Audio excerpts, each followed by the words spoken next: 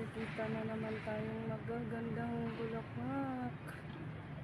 Blooming sila today. Hindi lahat ng araw guys na nagbo-bloom yung mga yan. Kaya ginagrab na natin ang ating opportunity. Malapit to dito sa garage. Dito to sa lobby guys eh. Ganda talaga, promise. Ganda-ganda. Hello flowers.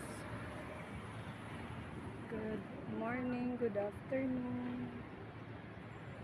Dito to sa lobby guys.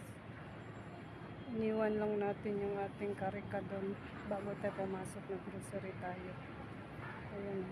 Dito banda wala pang bulaklak.